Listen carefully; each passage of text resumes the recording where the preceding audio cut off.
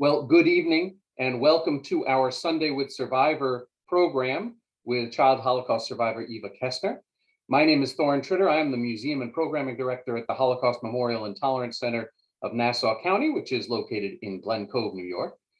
Before we get our program started, I want to just encourage you that during the presentation, if you have questions, you can type them into the chat window, and we will make sure after Eva's presentation to have some discussion. I also want to take a moment to put in some advertisements for some of our other upcoming programs. So this coming Wednesday, I'll be back for my next Curator's Corner when I talk about particular images and objects in our collection. And I will be talking this coming Wednesday about an iconic image from the Adolf Eichmann trial, which issued its verdict on December 15th, 1961, 60 years ago this coming Wednesday. Then after the new year starts, on Tuesday, January 6th, Dr. Linda Burkhardt, our scholar in residence, will be giving a talk about Washington Heights, a neighborhood in Upper Manhattan that became a particular haven for German and other European Jews fleeing from the Nazis. And one more program to mention, we'll be holding our second program in our new 2G Tuesday series on January 11th at 6 p.m.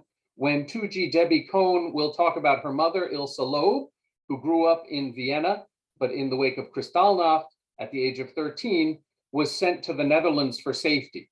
Ilse was later forced into hiding and moving to various locations, was able to keep ahead of the Nazis. She survived the war, but she never saw her parents again. So I hope you'll join us for those programs. You can find more information about them and a full list of our upcoming programs on our website at www.hmtcli.org, and then click on the events tab. Okay, with those announcements taken care of, let me shift to tonight's program and stop sharing my screen, among other things. To lead us into tonight's program, I'd like to introduce the man who's behind our Sunday with Survivor programs at the Holocaust Memorial and Tolerance Center, and that is Mr. Michael Mantell. Michael is a 3G. Two of his grandparents are survivors, and they instilled in him the need to not let this history, the larger history of the Holocaust, be forgotten. At the end of 2020, Michael contacted us to arrange a survivor to speak for a group of his family members.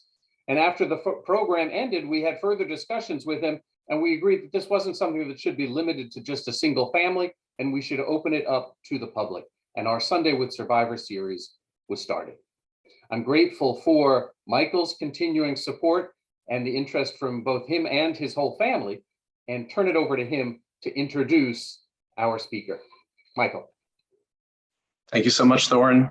As always, thank you to you and to everyone at the Holocaust Memorial and Tolerance Center for all of the incredible work that you do. And thank you, Thorin, for all the work you do before, during, and after these events to make Sundays with Survivors the success that it is. I'm seeing so many new faces and many friends and family I've seen on these Sundays with Survivors. So I want to thank everyone for joining us today and those watching this recording. And a special thank you to all of the survivors, especially today's guest, Eva Kessner. Welcome to Sundays with Survivors.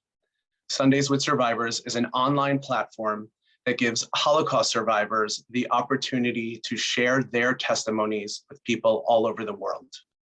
And following the huge success of this Sundays with Survivors series, we've added a new program which started last month called 2G Tuesdays, as Thorin mentioned. 2G Tuesdays is also a virtual platform that provides children of Holocaust survivors the opportunity to share their parents' and family stories with all of us. Recently, the Claims Conference conducted a survey on Holocaust knowledge, and the results were alarming. It found, for example, that 20% of Gen Z and millennials in New York State hold the belief that Jews caused the Holocaust. And almost a third think it's totally acceptable for someone to hold neo-Nazi views. Also, according to the survey, New York State has the highest percentage of Gen Z and millennials who believe the Holocaust is a myth and did not happen. That's New York State.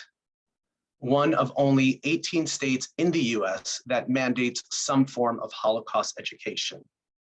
And all of this while we are fortunate to still have Holocaust survivors with us to share their testimonies. These numbers are staggering and underscore the important mission of the Holocaust Memorial and Tolerance Center to teach the history of the Holocaust, its lessons, and to promote tolerance. This is why it is so important for all of us to continue to support organizations like the Holocaust Memorial and Tolerance Center. If you'd like to learn more about HMTC, please visit their website at hmtcli.org. Today, child survivor Eva Kessner will share with us information about her Viennese family's survival in Nazi-occupied France and their harrowing escape to Switzerland in 1942 at the height of the final solution. While you listen to Eva's testimony, you may have questions or comments. We invite you to ask and share at the end of the program during the Q&A portion. Please use the raise hand emoji if you know how to do that, or you can unmute yourself if we do not see your virtual or actual hand raised. You can also write your questions and comments in the chat, and Thorn and I will ask your questions for you. Before I turn the floor over to Eva, I want to ask everyone to please save the dates for our next 2G Tuesdays event, which will be held on January 11th, and our next Sundays with Survivors event, which will be held on January 23rd. We hope to see all of you there and hope you invite your friends and family to join us for these free online programs. So thank you everyone for being here. And with all of that, I welcome Eva. Hi, good evening to everybody, and thank you in advance for joining us here to tell my family's story. So my name, as you heard, is Eva Kessner, and this is a story of how I and my immediate family survived the Holocaust. I tell the story together with my mother, Giza Razdow, who made a video of our story for the Shoah Foundation, which is a video archive of Holocaust survivor testimonies. It starts with my family living in Vienna, Austria, as you can see in the map. They had a good middle-class Jewish life in Vienna. However, my father's family was pretty poor. His dad died when he was only 4. Here you see my dad standing on a chair with his parents, Aaron and Tony, and his younger brother, Walter. My mom's parents came to Vienna from a shtetl when my mother was 5 years old. It was a small Jewish town in Eastern Europe. And my Opa, you can see there, Opa Solomon, my grandfather, came from Czernowitz, and he had very little money. He built his own successful import-export business, and the children got good educations, although their parents had little or no schooling. Here you see my mom on the left with her sister Meta, her brothers Hans and David, and Oma and Opa. They went to concerts, art shows, museums, to the mountains in the summer.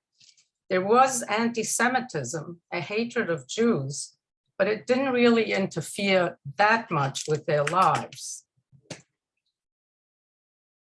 Except, you have to know that my Oma had a premonition, and she did not allow her children, her 4 children, to go into fields that were not in science, which could be transferred to another country if necessary.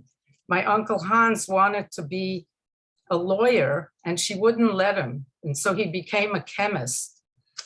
So it already started to feel like something was going wrong.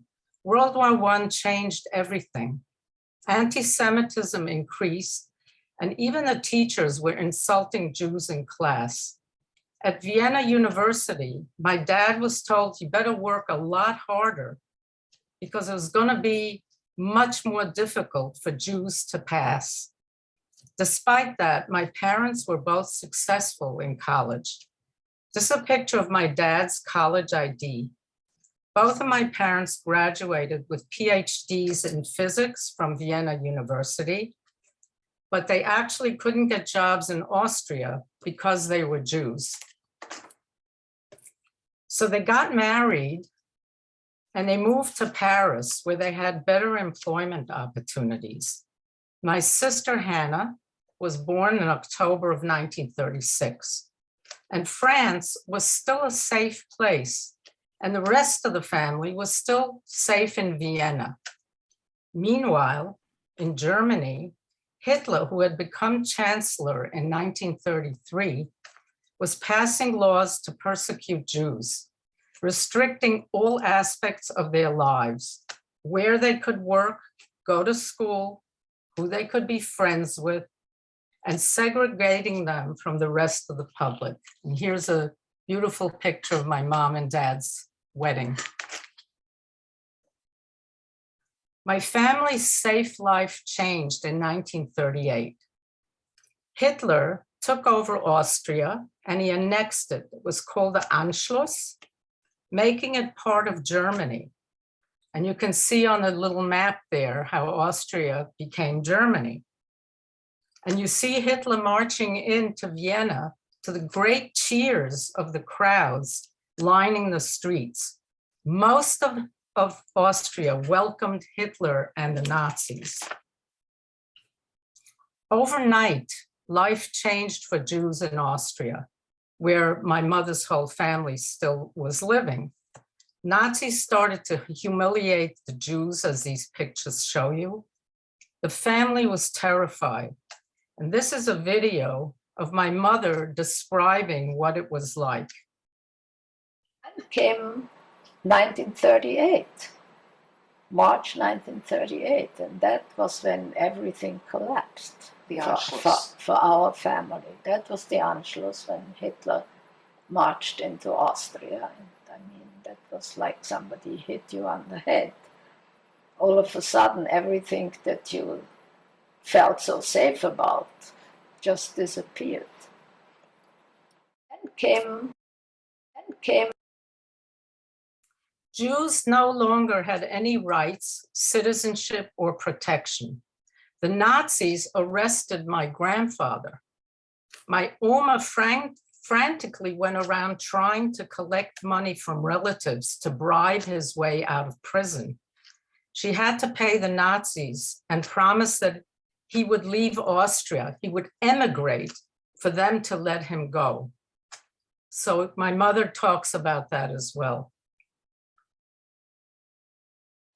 This was a bribe, but this way they got them, and they had to promise that they'll emigrate. They wanted them out. So you needed, of course, all sorts of things, that you don't owe any taxes, and that you have a clean record, and all this red tape that was necessary for immigration, and then they let them out. They didn't emigrate right away because they had, my mother wouldn't leave before all her children are safe. In the beginning, everybody could have gotten out, but nobody let them in. So people believe now they could not get out. It's true. Later, in 42, but not in 38, not in 39, not in 40. It was very easy to get out. It was impossible to get in. At this point, the Nazis wanted Jews to leave Germany, which now included Austria. Hitler had passed laws that said Jews were not allowed to own businesses or work in many professions. One of OPA's top non-Jewish employees walked in one day and said, that he was taking over the business and that if he didn't do it, somebody else would. Jewish kids were thrown out of public schools. People were beaten if they complained.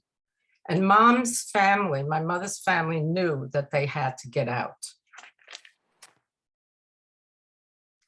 My parents, already living in Paris, helped Mom's family get out of Vienna and come to Paris.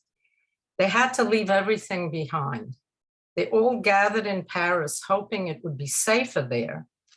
My father was afraid that war might spread to France, and he thought it would be more secure for the family away from Paris. They all moved to a town along the coast called La Bernerie in northern France. You can follow my family's move from Vienna to Paris to La Bernerie on the map. Hitler controlled the red and striped areas of Europe at this point. So you can take a look at that. On September 1st, 1939, World War II began when the Nazis invaded Poland. England and France were allies of Poland and declared war on Germany. And my mother talks about that. We heard it on the radio. My mother didn't believe it. She said, people will never want war again. You know, she lost both her brothers in the First World War. She was a really ardent pacifist. But we had war, and the next morning, the police came and arrested all the men. The French police. The French police, because they were enemy aliens. Austria had become Germany, and we were Germans. And we were sent, the women and children were sent to a little town in Bretagne. The little town was called Chateaubriand, where we had to report to the police every week. We were allowed, we were completely free, but we were not allowed to leave this town. And that's how our life, our comfortable, nice life ended. The men were not here. We finally found out where they were. There was a camp where they stayed. And after a few months, they let the older ones go. And so my father came out. So how did my family, Jews escaping Hitler, become enemy aliens in France? Well, remember, Austria became part of Germany. So now we were Germans living in France, and life was very hard in Chateaubriand. The men were gone. We had no heat or running water. They had to use a neighbor's pump to get water.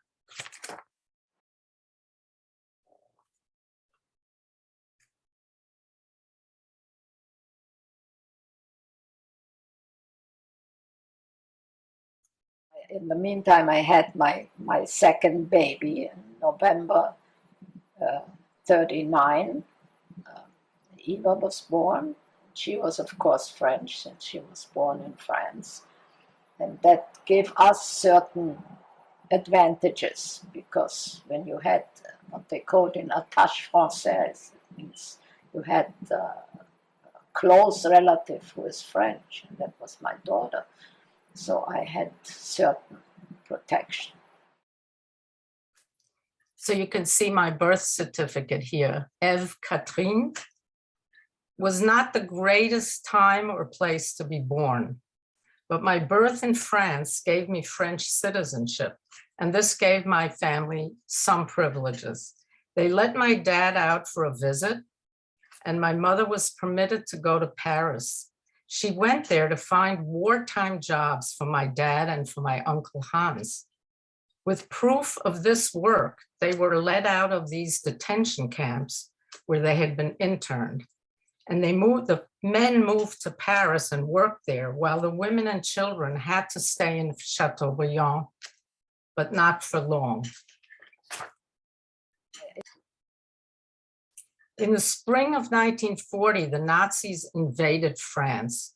You can see the tan arrows on the map that show the routes the Germans took in their invasion.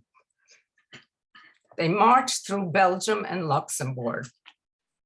The men were arrested again and sent to camps where my father was forced to build airstrips for the French Auxiliary Army. We didn't know where they were sent. No one thought the invasion would ever happen, and people began to leave their homes. Roads were clogged with people going south, trying to evade the occupiers. And the Germans rolled in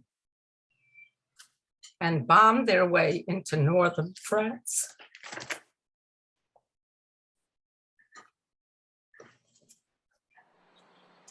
And we were sitting there and deliberating what to do.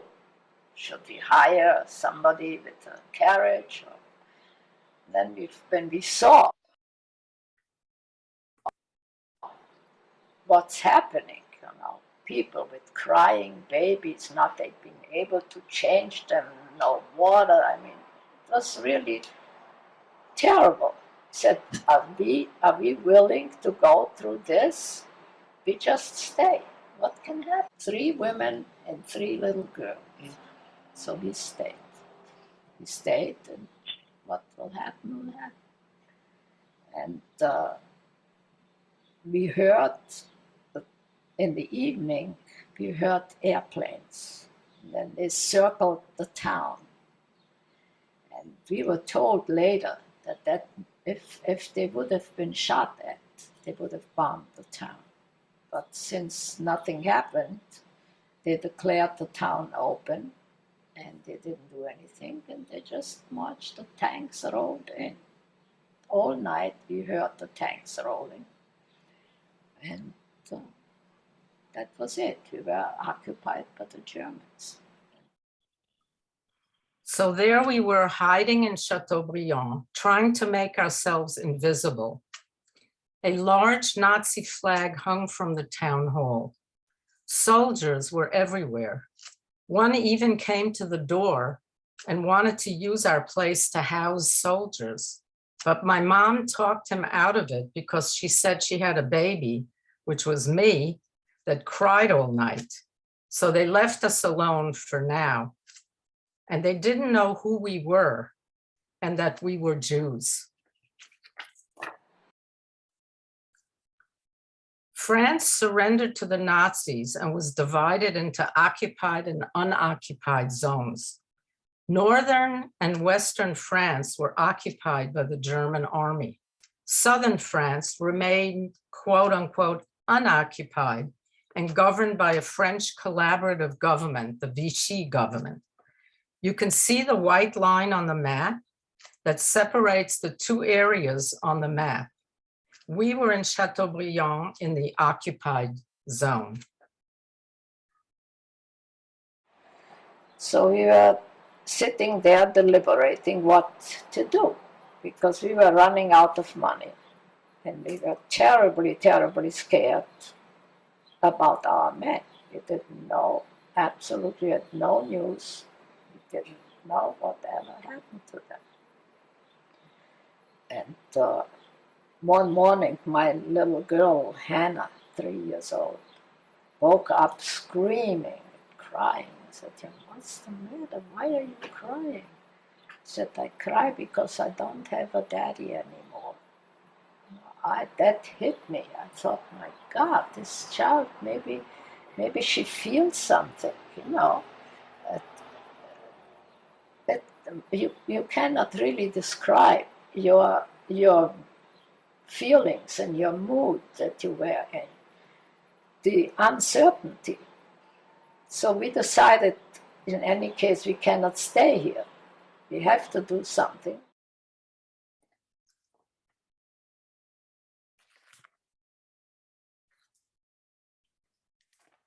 There was a French town official who destroyed all the records of the refugees who were staying in the town before the Germans entered. He did this to protect them. This way, the Germans wouldn't be able to find and persecute the Jewish refugees. He was a real upstander who tried to help in the best way he could. When it became too dangerous for us to hide there, the French official helped us get travel papers. He got the German commandant of the town to sign and stamp the papers. That stamp would become very important. The town official had convinced the commandant that we were from Marseille, a town in the south of France, and that we were just going home.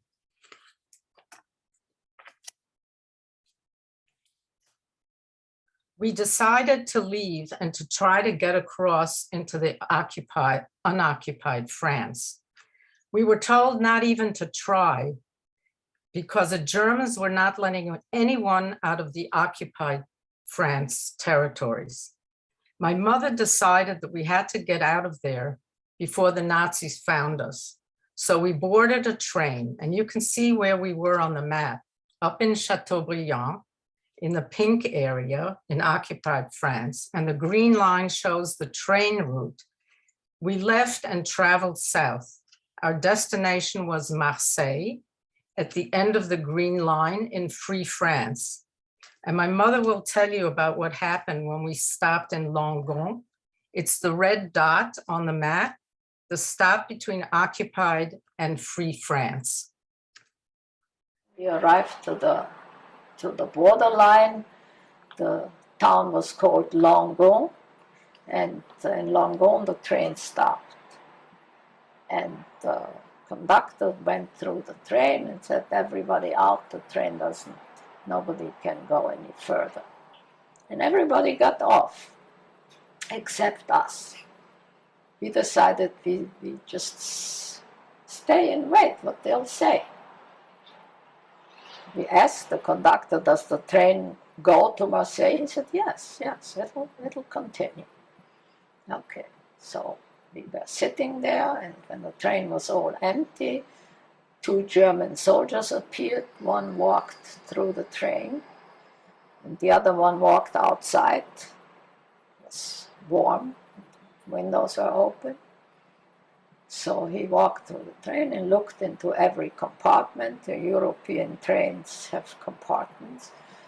And so he comes to our compartment, and he doesn't know French, of course, maybe 2 or 3 words. He said, sortir, out. So I pull out I was always the spokesperson because I was very fluent in French. Really, I still speak with very little accent. And I showed him this paper. He looked at it, and it had a big stamp. The German commandant in Chateaubriand had stamped it with the swastika and signed it with his signature.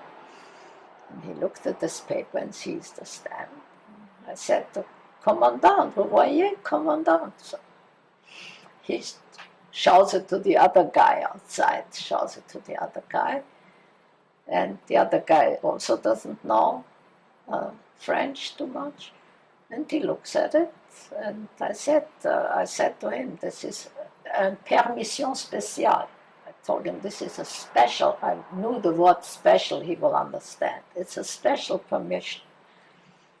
So he thought, we have special permission since it comes from the military, the German military. So we have a special permission. So he said, yeah. And my heart was going like this, And we told the kids not to open their mouths. They spoke German. And so we went, the train started to move, and we crossed the line. And the train stopped again on the free side of Langon. We arrived in Marseille. After a long day, we arrived at midnight in Marseille. And as we got off the train, there was the police standing there telling us that we cannot stay in Marseille. We have to wait for the next train and get out of here. Do you mean to say that I, with 2 little children, I can't stay where I want to stay? I have family here. Why do you have to go? So he said, okay, you stay, but you will not find a room here, and you will not find a taxi. So you stay until the morning, you stay in the station. So, which we did. So we were in the station and sleeping on the tables there. And as my mom mentioned, it was very important that we children not speak on the train because we spoke German at home. If the Nazis heard us speaking German, they would have known that we were German refugees in France. So with the help of my uncle Misha, who worked in Marseille, we rented a house. The men had been let out of the camps and they somehow were able to get together with us in Marseille. So you see our whole family there. The people from whom we rented helped us by always answering the door and keeping our presence secret. The mailman saw lists of Jewish names of people who were going to be collected, and they warned us so that we could protect ourselves. They were real upstanders. It was very dangerous for them to help us. As a matter of fact, they once came, my uncle tried to come and visit, and the woman who answered the door wouldn't let him in. And he said, but my brother lives here. And she said, I never heard of them. So, and one of the nights when the mailman had warned us, we had to sleep somewhere else because they were collecting the Jews. So we can look at pictures of us. There's my whole family with my Aunt Fritzie, and I'm sitting on my mom's lap, and my sister Hannah is there, and my cousin Judy. So the whole family gathered there, and this was still free France when we came in 1940. So we can go forward. I think these are pictures that show me with my Oma, my mother's mother, and my sister with my father's mother. And pictures of my sister, myself, and Judy. And this is all in Marseille. Okay. Things got worse. The Nazis occupied southern France in November of 1942. The final solution for the destruction of all Jews in Europe was being enacted, and Hitler wanted every Jew in Europe dead.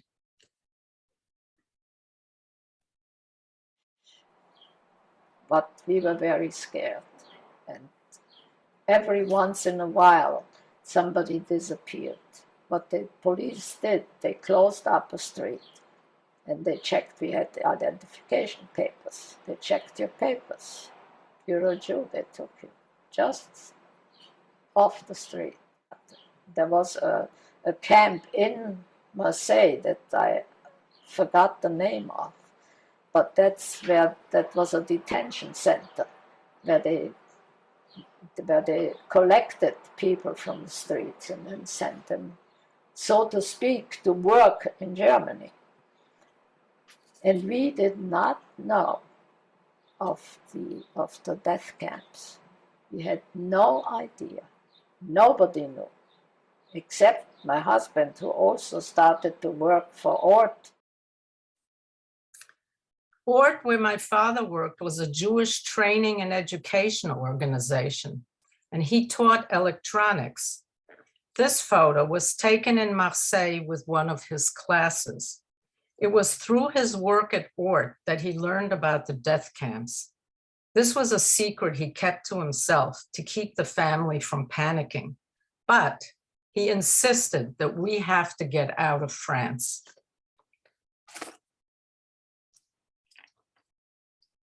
We decided to move to Grenoble. It's there on the map if you follow the black arrow. We left Marseille and we moved north. Grenoble bordered Switzerland and was controlled by Italy, which was an ally of Germany. We heard that it was a little safer there. More importantly, it was near the Swiss border, and we began to plan our escape. In December of 1942, Germany had occupied southern France. The Swiss authorities, to appease Hitler and because they were afraid of the huge flow of immigrants, made the rules to enter Switzerland much harder. Some people got to the Swiss border to find that the rules had changed and they would not be accepted into the country.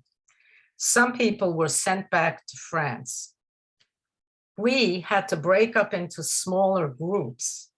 My aunt and uncle had no children. Having my sister Hannah with them made their chances of getting into Switzerland better. This is when my mother made the hardest decision of her life. She talks about how painful it was to give Hannah to her sister and brother-in-law so that they could escape too. They left a week before we did, and we had no way of knowing if they got through safely. And they made a ruling that they will not send back people with little children. So that when I made the most difficult decision of my life, I gave one child to my sister, so that they went a week before us with Hannah, my older girl, to Switzerland, because we didn't know if they made it or not. Next, my parents planned our escape. We were the last of the family group to go in December of 1942. There was a train leaving from Grenoble to Switzerland. We waited all night, and then it finally came. I was three years old at the time. Into the train, and the train was packed full. It was in the evening, and we boarded the train, and we had no seats, and my husband was running through the train, and he came back. I found an empty compartment. I left my coat there. You get out and walk to the back of the train. There you, and we all got out of the train, and the train started to move. And he said, "Oh my God, it was in winter. His only coat and my winter coat." So he jumped on the train to retrieve the coat, and my little girl got absolutely hysterical. "Daddy, my daddy, where's my daddy's going away?" And then, so he jumped off the train with his coat, and the train left without us. Now this was really God's hand, I must say, because on that train, the Germans arrested all the Jews and took them to the camps. So missing that train saved our lives. We went back to Grenoble to try to find another way. A priest connected us to a guide who would help us cross the border. We would have to walk across the border, and he never showed up. We found out his truck had broken down, so we had to go back and try again. This time, a newspaper delivery man helped us. He hid my father's mother, Oma Rashtowitz, and my father behind stacks of newspapers in back of the truck. My mother and I sat in front with him. He took us as far as he could go. Soldiers at the checkpoints assumed my mother and I were his wife and child. And some probably knew the truth too, because he came through there regularly to deliver newspapers. Then he left us to wait for another guide. And finally, we came to a spot above the road on a hilly place with a few bushes. And the guide said, "You have to sit here behind the bushes so they can't see you. And another guy who lives here, he will come and will take you to the border." Well, he left. So that was, I think, the worst moment in my life, because you never know. Did he leave you? Did he take your money and just left you in the middle of nowhere? Or what? You just sit there. And we sat for a long time. I mean, it seemed like an eternity. So I started praying, like your mother says. She says the same thing. I started praying and praying. God, if you get us out of this, then nothing will matter. Absolutely nothing. And after a very long time, we saw a little, like a star, far away. But this star was moving. So it was somebody with a lantern. So this came closer and closer, and sure enough, that was a man with a lantern and a bottle of schnapps. He gave us each a drink because we were really frozen, and it had really started to snow. The snow was collecting on my shoulders. And I was holding the baby. It's good she was packed in a blanket, and she still had a pacifier. I couldn't get rid of it, but that was good. So she didn't cry. And then he came and said he'll walk with us, and we had to wade through a river. He had high boots up to his hips, so he carried us over the river one by one, and my husband, impatient as he was, just walked through that river. He had his legs, his whole legs and pants completely soaked, and he walked through the river. Then we came to a barbed wire. He lifted the wire up, and we had to crawl under the wire, and continued and walked, and then he said, that's how far I can go, because if they catch me, they shoot me. I live here and I have to get along with them. So now you have to continue yourself. And I will tell you exactly how to go. We found the railroad. We crossed and we went down the trestle. No vineyard. Can't see a thing. It's pitch dark. Can't see absolute anything. So we just trotted along and walked, looking for that black tower or for a vineyard. We didn't see a black tower. We didn't see a vineyard. We saw nothing. And we got really very scared. And out of nowhere, all of a sudden in front of us, stands a soldier. Gray uniform, what the Germans call Feldgrau. Gray uniform with a German type helmet. And he stands there and says, Halt! Real German accent too. So we thought, now we are caught. I started to cry. Begged him. I said, look, women and little baby, and just let us go. And he said, lady, in German, stop crying, you're in Switzerland.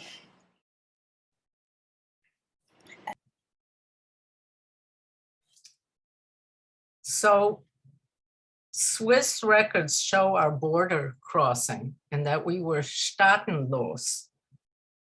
Staatenlos, it said, you see my name here in red, Eve Catherine. And staatenlos means I have no state, and that I'm Austrian and I'm French. And all the other relatives that came across here. The soldiers took us to a refugee camp where they let us sleep on straw, and they gave us some food. And my mom reported feeling incredible relief. She said, I loved sleeping on straw. I guess I sensed her relief. One of the workers at this transit camp remembered seeing my sister come through a week before. Imagine the relief we felt at this news, and we were reunited shortly thereafter.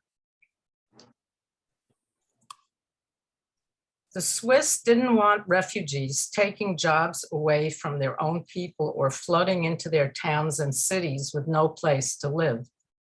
They were willing to let some refugees in and stay for the duration of the war. To accommodate these people, they created refugee camps. They turned hotels, schools, and other large buildings into these camps. We ended up in 3 different camps. We were not allowed to leave. It was run by the military, and it was also managed communally, so everyone had a job. I remember the sense of relief I had at being safe and that the Swiss had allowed us to stay. Many were turned back, but the Swiss took in thousands despite their small size. They actually admitted 30,000 Jews over the course of several years, but an estimated 20,000 Jews were turned away at the Swiss border, and I shall be eternally grateful to them.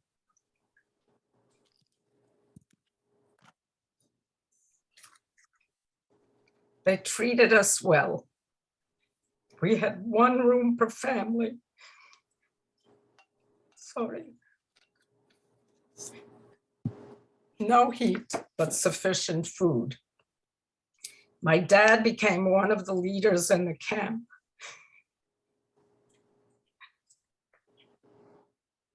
The Swiss made it clear refugees could only stay there until the end of the war. They then had to be resettled into another country. You see the picture here of Hannah and myself, and this was in the refugee camp Saint-Cerc. Okay. We were let out of the camps in 1945 and lived in Geneva for a year while my dad was helping the Swiss government. I was 6 years old by that time. And this was the first time I had lived in a real home with my sister and parents. And my grandma Tony also lived with us as well. And this is us in Geneva when I was 6.5, before we came here. My father helped publish a newspaper, Informationsdienst, and he worked with the Swiss government to help them reunite and repatriate families. In December of 1945, my father's mother, Oma Rastovitz, who lived with us in Geneva, got this letter from her nephew, Carl. It's so upsetting that I can't really read it to you. But Carl let her and my dad know that their entire family had been murdered. And you can read just a couple of sentences there of what it said. It was devastating.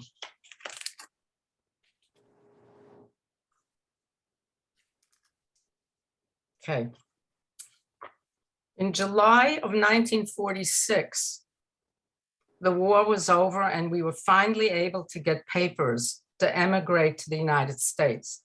We'd been trying to get visas throughout the war and before the war. And here we are in a photo. Oma made Hannah and my coats. And when I look at this photo, like, it's hard for me to imagine that I didn't speak one word of English. And you see me there, my mom, my father, my mother, Oma and Opa were in France at that point. This was taken in Paris before our trip to the United States. And my Aunt Meta and my Uncle Walter were in the picture. And then on the right are our travel documents. Our flight to New York took 24 hours. We went via Shannon, Ireland and Newfoundland. And my mom tells you what it was like to arrive here. And we arrived in New York on July the 10th, very, very hot day. There was this lady sitting at the desk where we had to show them our papers. And I was very pregnant with my third child. And she said to me, "Welcome to America. This is your home now." And I still cry when I hear it, because I started to cry because we were not welcome anywhere. For years, nobody welcomed us. And we had to run and to hide, you know. And somebody said, "Welcome." So that was really something. as little as I understood, but this I understood because it's the same in German. Welcome is willkommen. So that started our new life here with nothing, but it was worth it. And it has changed our outlook in life. All this, we look always for the good in people. My husband was the same way. I learned it from him. He always said, I don't know, this is very bad, but it must be good for something. And he was always on the positive side, and so am I. And that makes life easier. And you don't worry when you sell your house. People ask me, isn't it terrible you sold your house and don't you miss it? I said, no, I don't miss it. Not at all. I was glad to get rid of it. So that is what you learn when you go through things like that. And in a way, I'm grateful that God helped us, because it was really by the grace of God that we escaped.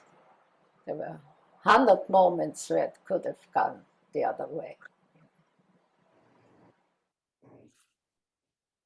The war had a profound effect on me and my whole family. We all suffered from post-traumatic stress disorder, but never lost our optimism and our gratitude. We were grateful to get out of France at the height of the final solution. I realized later in life how many Jews were murdered in Europe between 1939 and 1945. We were among the very few who made it out alive. We left Manhattan and moved into a house in Montclair, New Jersey, when I was 14. It was there that I discovered prejudice. I couldn't become a cheerleader because Jews weren't really allowed to even try out for the team. I did become a football dancer, but learned that African Americans couldn't join that team. I protested and got that rule changed, and African Americans were allowed to participate. So there is me with our team that included some African Americans, and I was very proud of that. Coming from Manhattan, it just didn't seem right to me. And now you see our family grew. In the top left is my mom and dad with my sister Hannah, me, and my brother Alan, who was born here. My mother was pregnant with Alan when we emigrated into this country. You can imagine what that was like. On the right is a 4-generation picture. My grandmother, Oma, my mother, myself, and my baby, Tony, who is now all grown up. You see on the bottom left, my 2 kids, David and Tony. And on the right, the joys of my life, my 6 grandkids, all of them gorgeous.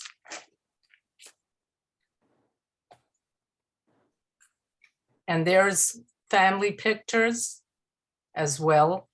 The one on the right is of when I went on a trip to Israel with Tony and Michael and my 3 grandsons, a little bit taller than I am. Okay. I am dedicated to trying to make sure genocide never happens again to anywhere. I'm also dedicated to the prevention of another Holocaust that now threatens the lives of another 6 million Jews. It's important to fight prejudice and intolerance wherever it happens, and it's important to stay strong and fight the real evil forces in the world. This photo is from our 2002 family reunion, and what Ma says is really what matters. We lost everything. We have nothing, but we have, the only thing we have is our family.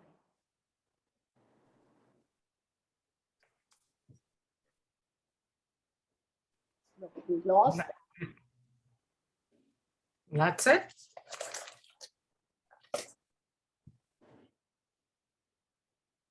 Thank you so much, Eva, for sharing your presentation. I'm going to take down the shared screen and open the floor to some questions. If people have them, as Michael said before, you can put them into the chat window, or if you raise your hand, we will try and find you and ask you to unmute yourself and ask your question out loud. I'll go ahead and start first by saying, Eva, thank you for sharing that. About crypto. He came away from Wednesday's hearing encouraged. All right, thank you for sharing that incredibly moving, emotional, and in many ways beautiful story. I was thinking throughout that there was so much strength and perseverance demonstrated by your family, but also the good in others, the bystanders, upstanders, and those who helped. And then you said that this kind of moral was always looking for the good in people. I thought that was beautiful, and it's so nice to see at the end of this slideshow your family and to see them here today. I wanted to ask a question because of how young you were. I was curious to know, you mentioned about this sense of relief when you were younger, arriving in Switzerland. I was wondering what your earliest memory was during this time. My earliest memories really are in the refugee camp in Saint-Cyr, because, you know, I felt very safe there. And one of the things that happened there was that the Swiss sometimes divided camps up, and they decided to take all the kids out of that camp, families with kids. And the only ones they left were the doctor's family and my father's family, and I think one other family, because my father was helping the Swiss government with refugees. So I sort of had the run of the camp, and I thought it was pretty neat altogether. I was happy there because my parents felt pretty secure, although you have to know that the Nazis were pressuring the Swiss to give up their Jews. And my parents were watching the news very carefully, I remember. They were very nervous that if we meaning America and the Allies hadn't won the war, it's probably likely that the Germans would have given in and given up the Jews. So we weren't totally safe, but we were safe there. There's another question sort of in line with that that was asked, that you were smiling in your photo en route to the United States. And it was asked, what was your understanding of the situation at this time? Well, I actually was very negative about going to the United States because the year that we spent in Switzerland was like a wonderful year for me. I went to kindergarten there, and I lived with my parents and one of my two grandmas, and it was just a beautiful place to be. You know, the war was ending. And when my parents said that we have to go to the United States, I said, I'm not going. And then we went to Paris, you know, a layover there for a while. And I said, I'm a French citizen, and so I'm staying in France. I'm not going. And so I was very resistant to yet another change because I had never really lived in one place for too long. And here we had come to this great place, and nobody was nervous anymore. So it was hard for me to make that change, and actually even harder when we got here because that was very difficult time for me. Thank you. I'll just ask one more question, and then again, I want to just invite others to either use the emoji hand raise. I'll do it on mine so you can see what it looks like, if you can see that, or feel free to unmute yourselves. We'll just take a few more minutes before we wrap up. Just one more question that I'll ask. Was your family ever to claim any of their possessions from Austria? And this is from Randy J. Well, my mother did an incredible thing. When we were in Chateaubriand, and she still had all her stuff. Of course, when they were going to escape into unoccupied France, they couldn't take anything, just a little suitcase, you know. She packed everything into a big trunk and she put it in with the station master in Chateaubriand. And she got like a ticket, you know, to reclaim it. And there it was for the rest of the time, the rest of the war. And what happened is when the war ended, my uncle and aunt who remained, they never emigrated.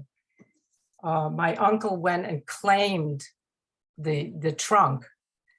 And he had kept it in a garage in Marseille and then shipped it to the United States once we were in the United States.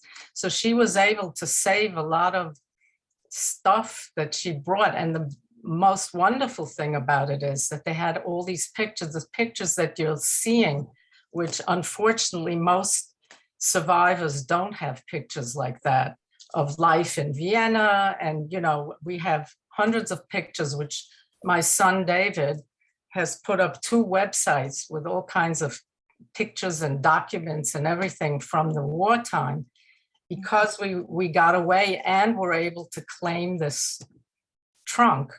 That's why we have all this material, which we're donating all of it to the Holocaust Museum in Washington, working with them.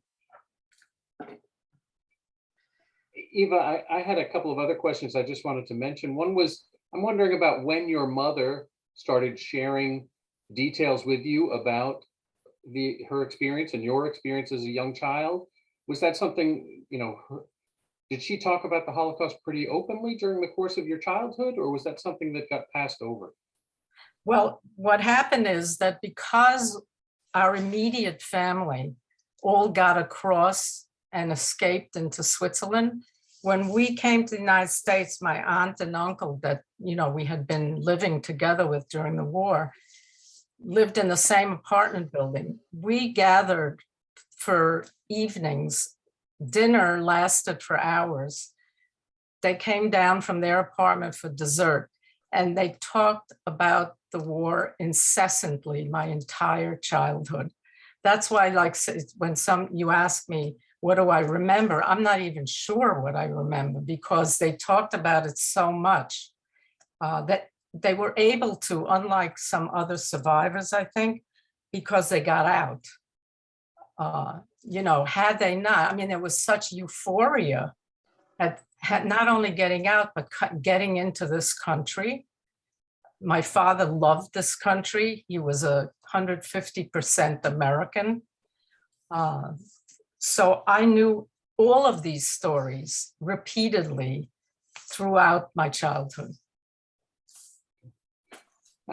One other thing I noted in your mother's testimony, in the clips that you included, was her commenting about praying to God and her belief in God. And it made me wonder if you grew up in a religious household, if faith was an important part of your life as growing up because of those experiences, or if that didn't translate to as you grew up. Actually, not. They were very assimilated. My grandparents in Chernovitz had been religious Jews, like all Jews in Eastern Europe, were Orthodox. They were completely assimilated in Vienna and not religious. But my mother said that during the war, they were so afraid, they sort of made a promise to God that they would, let us survive, and we're going to keep all the holidays. And, so they came out of it. They were Zionists. They were very committed Jews. They knew history very well. They were well educated and they transmitted their knowledge, but they were not really observant that much, except for my grandfather. They were not that observant, belonged to a synagogue, but mostly it was around family and Jewish holidays, pretty much like many of us are here today. Michael, Eva. I think you have another question. Do you want to unmute Yeah. and say it? Yeah. Thank you. Yeah. And then again, we'll just open if anyone does. Oh, you know what? I'll let Eddie Mantell, my father, speak. Hi, Eva, and thank you for taking us on the journey. It was unbelievable. I mean, my heart was palpitating listening to you, you know, and it was, my parents were both survivors, and my father lost his whole family, and my mother lost her parents. And I listened to you. I don't know who wrote that letter. Was that your cousin who basically, how did he do after? Because I know my father, you know, had a rough time with it, but was he able to go on? You know, like I always said, how does that generation keep going? You know, was he able to go on? You know, it's hard for me to know because my grandmother, who that happened to, her family, my Oma Rashtovitz, she lived in France with Meta and Misha. She never emigrated either. So I don't know what she did with the one nephew of hers that survived. I don't know what happened to him. But my father, unlike my mother and her family, my father never talked about the war. He refused. He said goodbye to Europe. As far as he was concerned, he was done. And when he had a contract with NASA, he was an optical physicist, to put a telescope he invented around the world. He refused to go into Austria. He was willing to go in Germany, but he felt that the Austrians lied about how complicit they were with the Nazis. And he never set foot there again, although he traveled around the world. My So he father never talked about the Holocaust and or what happened to his family. He just didn't go there. my father never spoke about it. My mother basically force-fed me every day. I heard the stories every day. My father, yeah. Thank you for sharing. Thank you. And maybe we can call in Nurit has a question. Did I unmute myself? You did. Yes, I did. Eva, first, I really would love to thank you for this survival story. It was amazing to me how it included the different ingredients that are so necessary for survival. Good luck, the help of others, but above all, resilience and resourcefulness, which is so familiar to me from survival stories. As you know, it applies to my family too, and also to my work. But what I want to ask you is, you mentioned post-traumatic stress, which of course is obvious. You were a very young girl when the most horrific parts of your journey took place. And what I want to try and understand, do you believe that you, at that time, being young, experienced the anxiety and stress firsthand? Or do you believe that your post-traumatic stress is basically a result of exposure to the adults who are so stressful and overwhelmed? How did it happen, that part? Well, it's hard to say. You know, I know that I had nightmares as a kid. I was overly attached to my mother. I've always been afraid of travel. I'm nervous about anything new and different because you're right. My mother was that way too. If my father was 10 minutes late for dinner, she was standing by the window. Where is he? I think something must have happened. He's not here. They were so nervous about everything that we did. So yes, it is that. But I think from what I understand is that if you're young and you don't know what's happening, but your parents are stressed out and constantly stressed and things are happening and you have no anchor, you're not in one place, that it has an effect as well. So I have to come and see you for many therapy sessions to figure that one out.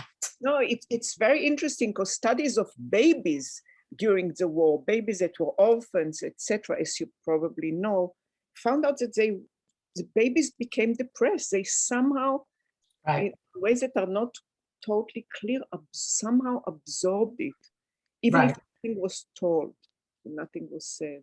So, but you're a survivor. in many ways. Thank you. Thank you, Nuri. I think there's somebody else, Ruth Zuckerbrand. I think you had a question, and then Susan Hirschenhaus. So Ruth, can you unmute?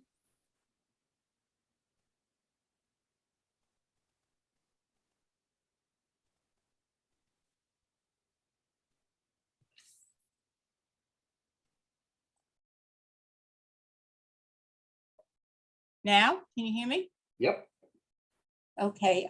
Eva, your mother was an incredible woman. I can't imagine her going through such a horrific life. I mean, it amazes me that someone can have that kind of strength. And what I wanted to ask you was, what kind of an adjustment was it for you when you came to the States? I mean, you were how old? How old were you? I was 6.5. Okay, you didn't speak any English.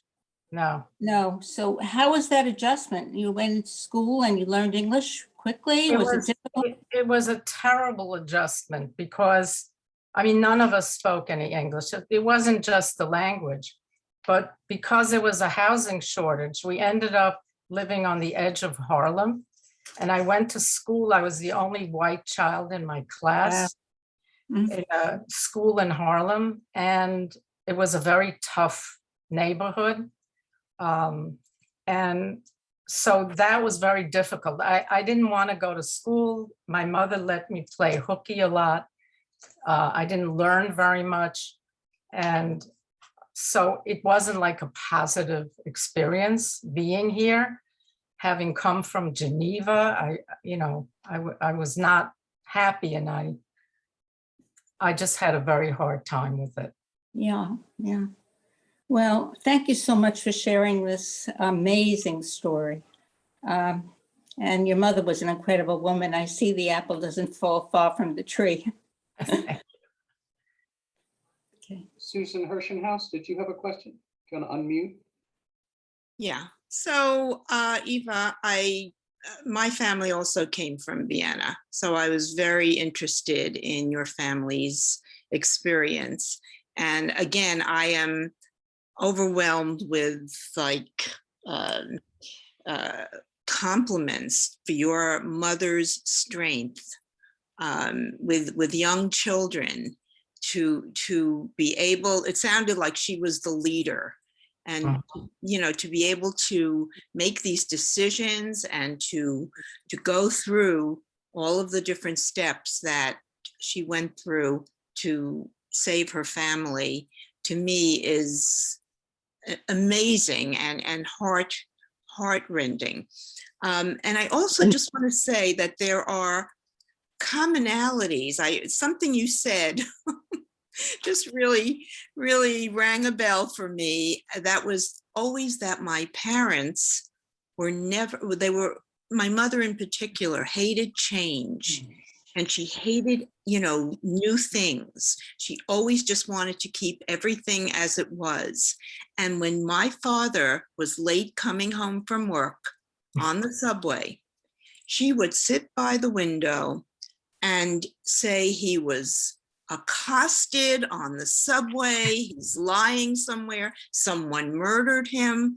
And, it just, that ongoing trauma of, the fear that, something terrible has happened to someone that you love, seemed to have kind of followed her through her life, as I think it probably did for your mother. But I do want to just say thank you for sharing your family story, and it was remarkable. Okay. And I want to mention that this kind of anxiety that you were just describing, unfortunately, I tried not to, but I handed it down to my kids who are on this Zoom. They can tell you that when they went out to play, and then we were living in Great Neck, I was very nervous, and I told them they were only allowed to ride their bicycles right around the block, you know, not near, they couldn't go any further than that. And I found out in later years that they actually did and Of didn't course. tell me because they knew how protective I was, right, Tony? She's laughing. I think we have one last question from Zona Schreiber. Zona, do you want to share? Yeah, hi. Eva, you haven't spoken about this. I have that other. You haven't spoken about Hannah. Now, I was wondering how Hannah was affected by this, if you ever discussed it with her, or was she in any way, you know, different than you? Well, Hannah's very different. So she was almost 10 when we came here. She's 3 years older than I am. And she was horribly affected by it because she had different memories than I had. She remembered my father, and I guess it's very young. It had an effect, but says she did remember my father being arrested, things like that. And she's had a very difficult time. I mean, she studied this stuff, but now she can't even deal with it at all. It's been, in some ways, more destructive for her for many reasons. But it was not good for her. No. Eva, I want to close our program, but I wanted to say thank you to you and to say that we recognize that sharing this story is not an easy thing. Right. And maybe not easy for us to hear, or for some people on this session to hear. But we value you sharing it, and we value hearing it, and we want to sustain those memories and those stories. So thank you for doing that. I want to thank all of you for joining us this evening, and I look forward to seeing you at some of our other programs soon. So enjoy the rest of your evening. Thank you so much for being here. Thank you. Thank you so much.